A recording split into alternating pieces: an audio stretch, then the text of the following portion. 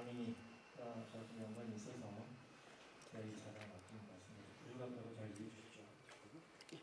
예, 오늘 그 제목이 방사선 색전술이고요.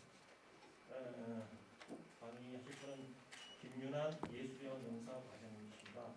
과장님께서는 고려대 석가대 박사학위 받으시고 고려 남한병원에서 영상학과 교수로 계시다가 2020년 3월부터 전주예술병원 영상학과 과장으로 오셨습니다. 그분은 예전에 방사선 색전술 연구 회장을 하셨고 간암연구학 회장도 연구하셨습니다. 네, 과장님 부탁드립니다. 네, 소개 감사합니다. 제가 말씀드린 내용은 이제 방사선 색전술이고요. 제가 이 수학이 내시경 이게 학회를 오면서 이 강하고는 좀 먼데 제가 이게 어울릴까 굉장히 고민을 많이 했었습니다. 사실 몇 년 전부터 초대를 하신다고 얘기는 들었는데 올해는 꼭 하셔야 되겠다고 그래서 고민하다가 제가 하던 방사선 색전술에 대해서 소개를 좀 해 올리는 게 좋을 것 같습니다. 여기 보시면 여러분 조그만 병에 뭐 깔려 있는 게 있죠, 그죠? 조그만 병에 깔려 있는 게 저게 한 1cc 가치가 안 됩니다. 근데 저게 가격이 $10,000가 넘습니다. 저 동위원소에 저걸 이제 이용을 해서 저걸 우리 간암을 서플라이하는 혈관의 간 동맥에 저거를 이제 전달해서 넣어주면은 간암이 치료되는 그 역할이 되겠습니다. 근데 간암 치료는 여러분 잘 아시다시피 트랜스아티리얼 케모엠볼리션, 간 동맥 화학 색전술이 1980년대 초부터 지금 현재까지 굉장히 많이 하고 있는 시술 중에 하나죠. 그래서 한때는 저희가 영상의학과 인터벤션에서 간암에 관한 모든 의사 중에서 한 병원에서 가장 많이 간암을 다루는, 물론 뭐 내과 선생님들이 외래로 다루는 것도 있겠지만 직접 시술을 하는 면에 있어서는 영상의학과에서 가장 많이 한 분야가 이 분야이고 현재까지도 TAC 그러니까 간동의 색전술이 많이 진행이 되고 있습니다. 예, 그래서 근데 그거에 따라서 최근에 이제 발전이 되는 것이 이제 델리버리하는 색전 물질을 뭘로 쓰느냐. 그래서 최근에는 비드라는 것도 쓰고 또 최근에 저희가 이제 많이 이제 하게 되는 동위 원소를 하게 써서 간암을 치료하게 되는 겁니다. 예. 그 우리나라 역사를 보면은 2008년 8월달에 처음으로 KFD에서 이 동위원소 치료를 인정을 하게 되고요. 최초로 그 해 12월 10일 날 저희 고대 안암병원에서 제가 준비해서 첫 케이스를 시작을 한 이후로 매해 이제 10케이스, 20케이스, 30케이스 이렇게 진행이 되고 있다가 작년 통계를 보니까요. 우리나라에서 750케이스를 했어요. 그러니까 굉장히 많은 케이스들이 이제 급증하고 있습니다. 근데 저는 대학에 있을 때 한 120여 개 케이스를 이제 했는데 최근에 예수병원에 와서 그 할 찬스가 없었어요. 근데 작년 8월에 그거 셋업이 됐습니다. 이거 하려면 해기학과에서 시설 확충을 해야 되고요. 거기에 대해 검사를 맡아야 되는데 그게 굉장히 오래 걸렸고요. 그래서 작년 8월에 한 케이스를 하고 12월에 한 케이스를 했는데 1월부터는 한 주에 2개씩 막 이렇게 하게 돼요. 그래서 지금 굉장히 놀라고 있는데 그래서 과연 그것이 뭐 때문에 그럴까 좀 고민을 하고 있는데 지금 과거와는 달리 그 사이에 보험이 됩니다. 보험이 되어서 이 물질이 아까 $10,000가 넘는다고 그랬잖아요. 그것이 한 반 정도는 아마 그 커버가 되는 것 같아요. 그래서 과거에는 한 2천만 원 가까이 되어야 한 시술을 한번 했는데 지금은 그 반 이하로 떨어져서 조금 접근성이 좀 나아진 것 같습니다. 네, 제가 이제 2007년도에 처음으로 이제 이거에 대한 소개를 받고 여기 같이 호주에 계시는 프로페서 베스터한테 가서 배우게 되고 또 그 해에 미국 시카고에 있는 닥터 리아드 살렘이라는 이 대가들이 이제 있는 데 가서 저희가 이제 배울 기회가 있었습니다. 그래서 같이 그 컨퍼런스 참여를 해서 직접 배우고 그래서 그런 것이 이제 힘이 되었고 제가 2010년도에 첫 케이스를 하고 나서 2013년도에 저희가 이제 방사선 색전술 연구회, 그래서 코리아, Korean Radio Embolization Association, 그래서 Korean Has Korea, 그런 걸 만들었습니다. 그래서 지금까지 이제 서울대 이제 다른 선생님이 이제 회장 이어가고 있는데, 이 연구회를 이제 통해서 저희가 이제 발전시키고 있었는데, 그동안에 이게 보험이 안 돼서 사실은 굉장히 일반 환자들한테 고가의 시술이기 때문에 굉장히 하기가 어려웠습니다.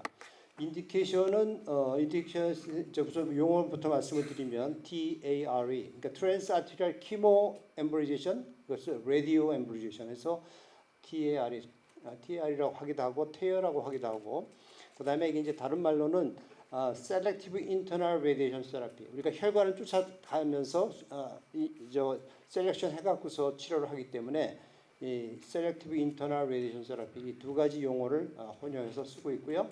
거기에 쓰고 있는 동위원소는 이트리움 90 되는데, 이 이트리움 90 이걸 세계적으로 두 개의 회사에서 이거를 생산해내고 있고, 우리나라에 두 가지가 다 수입이 되고 있습니다.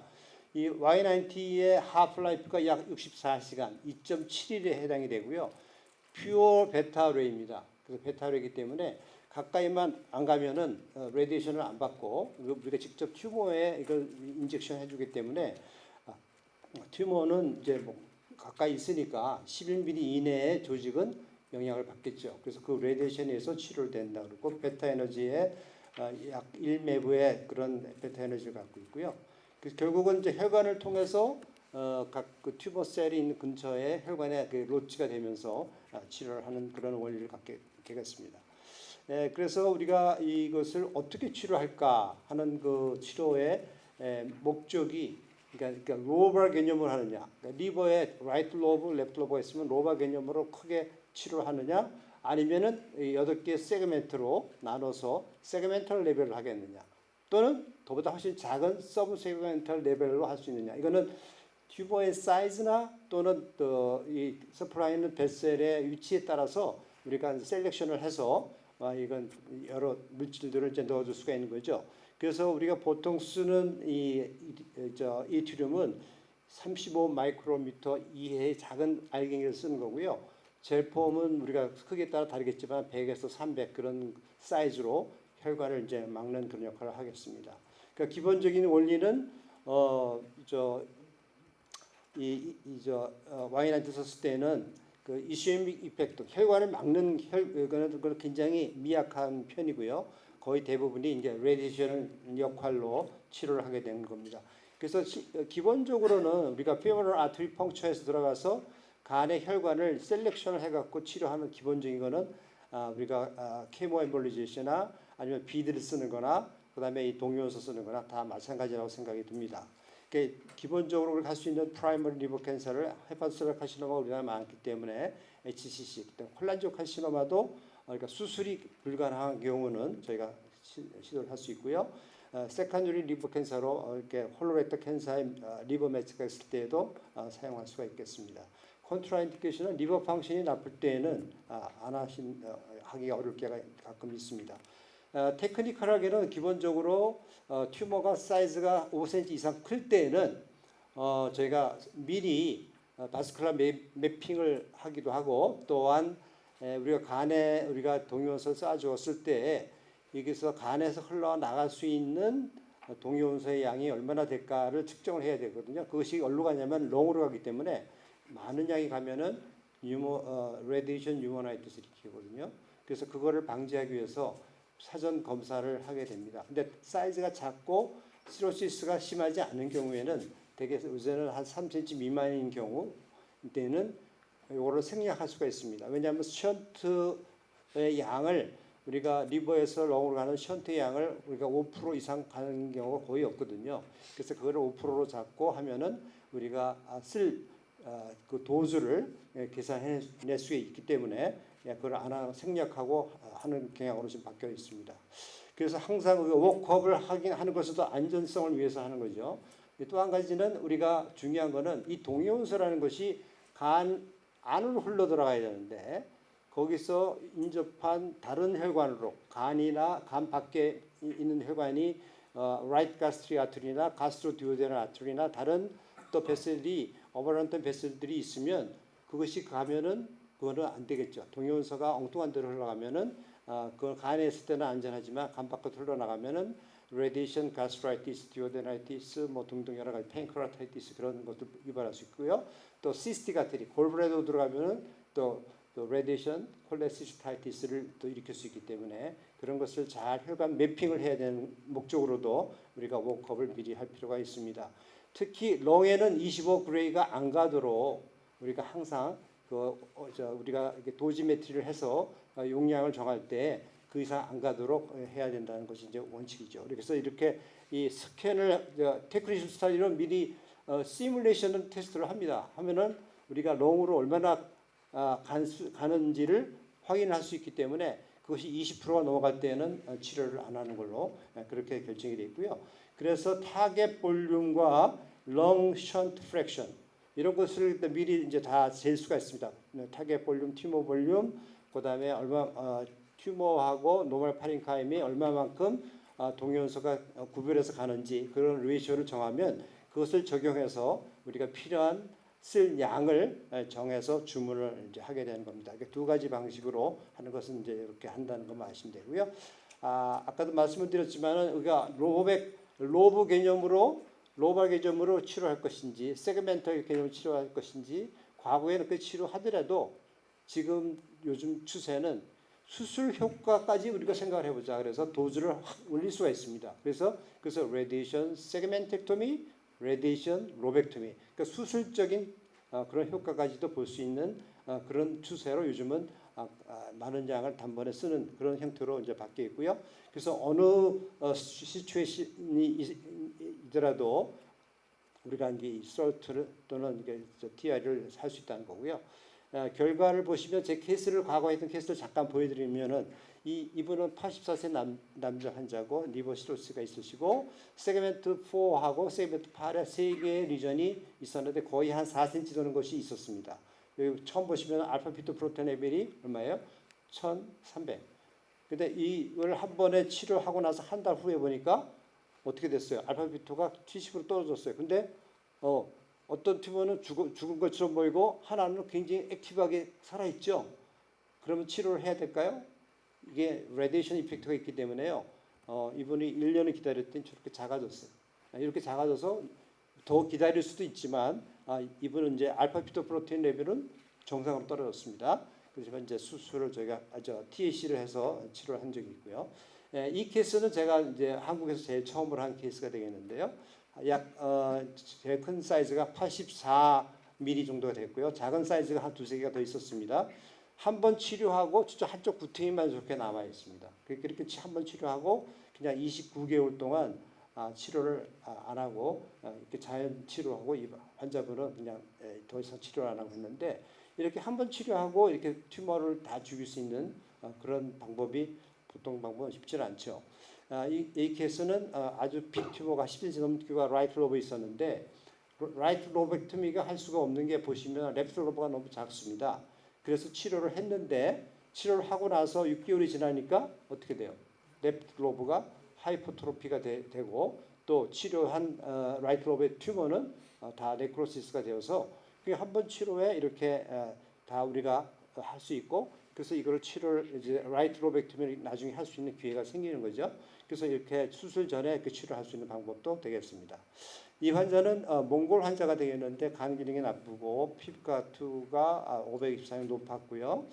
튜머가 멀티플로 라이트 로브 세그멘트 4에 여러 리전이 있었는데 이분은 10개월 동안에 두 번의 레디에이션 TRE를 두 번 했습니다. 근데 환자분이 몽골의 어떤 법의학과 교수신데 아들 리빙도를 받으라 했더니 그걸 안 받고 막 의무를 하다가 좀 늦게 해서 두 번을 레디에이션 세라피 두 번 하고 그러고서 10개월 만에 이제 수술을 받으셨어요. 수술하기 전에 이렇게 사이즈가 많이 감소가 된 상태에서 수술 받으셨고 수술해 보니까 아직도 튜머가 남아 있는 상태이긴 한데 수술하고 나서 경과가 좋아졌습니다. 좋아져서 지금 현재까지 살아 계신데 2013년도에 수술했나 그러니까 아직까지 10년 이상 살고 계시고요. 그래서 이분이 저한테 찾아왔을 때 같이 찍은 사진이 되겠고, 이분은 다른 환자인데 78세 된 여자 환자분인데 세그멘트 4에 큰 튜머가 있죠. 그 보면 레프트 포탈 베인에 튜머 스럼바이가 저기 꽉 차 있습니다. 치료하고 10주 후에 보니까 저기 튜머가 작아져 있어요. 그죠? 그다음에 포탈 베인에 있는 트롬보시스도 없어지고요. 그런 상태에서 이게 1년을 지나 한 번 치료하고 1년 하고 나서 보니까 알파 비토 프로테인도 정상이고 피부가투도 정상으로 떨어지고 이렇게 한 번 치료에 이렇게 치료가 반응이 좋습니다. 튜머가. 그리고 작은 튜머들도 좀 있었는데 요 조그만 튜머가 도토노도 있고요. 포탈베인에 튜머 스트롬바이도 있고 그런데 한 번 치료하고서 이렇게 좋아졌어요. 그러니까 물론 좋은 케이스들을 제가 보여드려서 그렇지만 나빠지는 케이스도 있습니다. 그다음에 애드버스 이펙트를 보시면 이게 보통 TAC는 하고 나면은 고열이 있습니다. 사이즈가 클수록 뭐 어떤 분은 2주, 3주, 한 달 이상씩 고열에 시달리고 통증이 따르고 노이즈와 보미팅이 있는데 이분은 이걸 거의 아주 마일드합니다. 굉장히 마일드하게 지나가고요. 가끔은 리버 펑션이 이제 떨어질 수가 있습니다. 왜냐하면 시로시스 자체가 있는 환자이기 때문에 TR을 했을 경우에 리버 펑션이 떨어질 수 있어서 그리고 거기에 대해서 주의를 저희가 해야 되겠고, 그다음에 시리어스 어드버스 이펙트를 아까 말씀드린 대로 이게 바깥으로 혈관으로 세면은 가스트라이티스, 콜레스테롤, 팬크레아타이티스, 뉴모나이티스, 레디에이션 헤파타이티스 등 이렇게 여러 가지로 알릴 수가 있습니다. 그래서 결론적으로 여러분에게 말씀을 드리면은 이게 한 번의 치료에도 우리가 수술할 수 없는 환자, 수술할 수 있는 환자 아주 효과가 굉장히 좋고, 그 다음에 애드버스 이펙트가 생각보다 없다. 그래서 이게 우리가 수술이 가능하든 안 하든 우리가 선택된 환자에 대해서는 좋은 치료 방법, 기존의 치료 방법의 하나 대안으로 우리가 사용할 수 있겠다. 이렇게 생각하시면 되고요. 그래서 지금 제가 설명드린 걸 간단히 요약을 하면은 트랜스 아트리얼, 동맥혈로에서 치료 시술할 수 있는 동위원수 치료 방법이 될 수 있고, 이것을 통해서 우리가 여러 가지 잘 검사를 해갖고 환자를 선정을 해야 되겠고요. 그 다음에 이제 CT나 MRI로 팔로업 이미징을 잘 해서 치료 경과를 잘 관찰해야 되겠고요. 여기 지금 제가 설명을 드리지 않았지만 나이가 많이 드신 70대 이상, 70대, 80대, 90대 요즘 환자들이 대부분의 환자 그렇거든요. 그분들한테는 이거만큼 이렇게 간단하고 효과적인 치료 방법이 없을 것 같아요. 보통 TC를 갖다가 작은 거를 하더라도 저희가 엠블레이션 하면은요 굉장히 페인을 많이 따라오거든요. 그래서 그런 것들을 우리가 없앨 수 있기 때문에 굉장히 좋은 치료 방법이라고 생각합니다. 제가 이 치료를 왜 제가 처음 시작을 했을까요?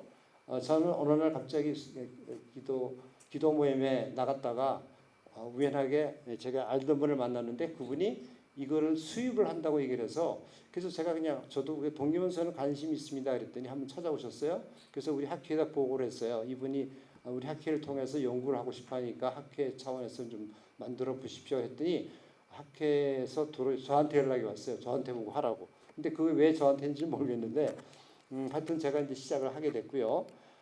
이걸 하면서부터 제가 이제 여러 해외 유명한 그 당대 유명하신 분들한테 교육을 받는 그런 계기가 됐고, 그리고 이것을 하게 되면서 우리나라에서 하게 되면서 여러 나라의 의사들하고 같이 연구하게 되고요.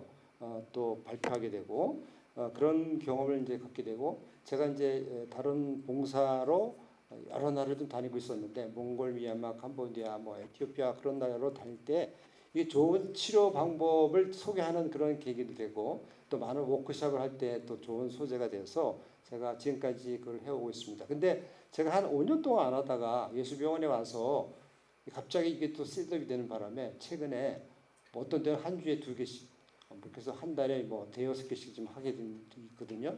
그래서 이게 얼마나 또 앞으로 더 할지 모르지만 제가 생각지 않게 이 동위원수 치료법을 배우게 되면서 제가 예수병원에서도 계속 이걸 통해서 환자들한테 시술을 지금 이어가고 봉사를 하는 그런 계기가 된 것 같습니다. 경청해 주셔서 감사합니다. 네,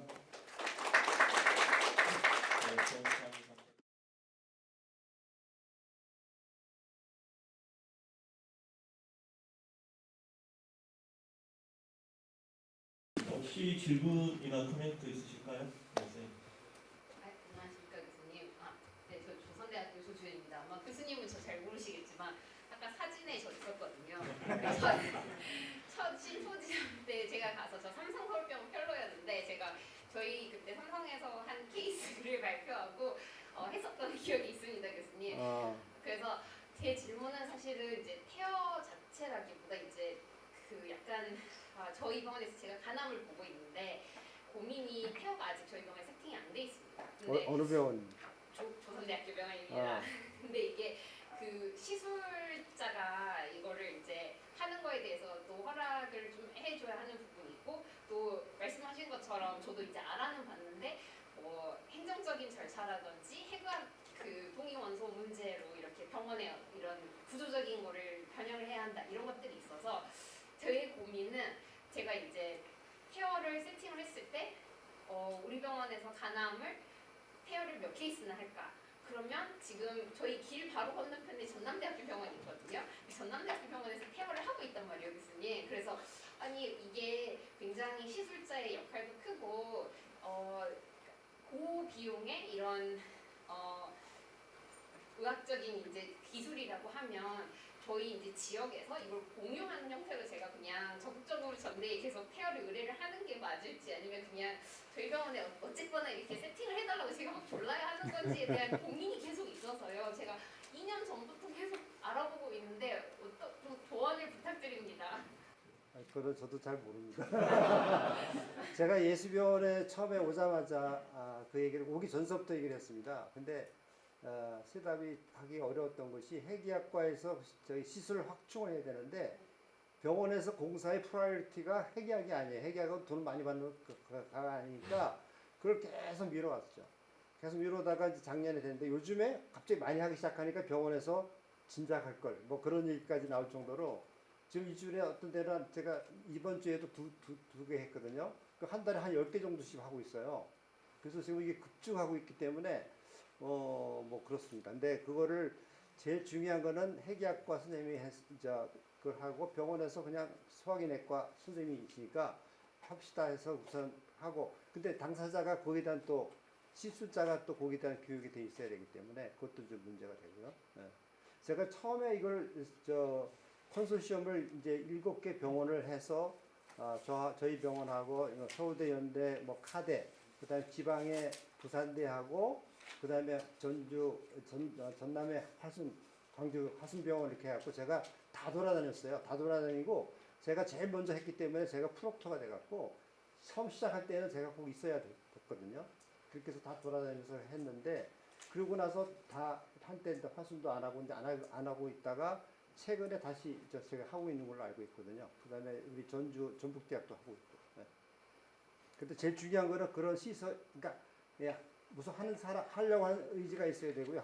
그러니까 인터벤션이 있어야 되고, 그 다음에 해기학과에서 그 시설을 확충해서 그걸 수용할 수 있는 시설이 돼 있어야 돼요. 그것만 되면 시작이 될 수 있습니다. 네, 또 다른 질문 있으십니까? 예, 저도 한번 여쭤보겠습니다. 저희가 여기 성건호병원 혹시 잘 모르시죠? 네. 순천이라는 곳에 제가 550병상에 제가 근무하고 있습니다.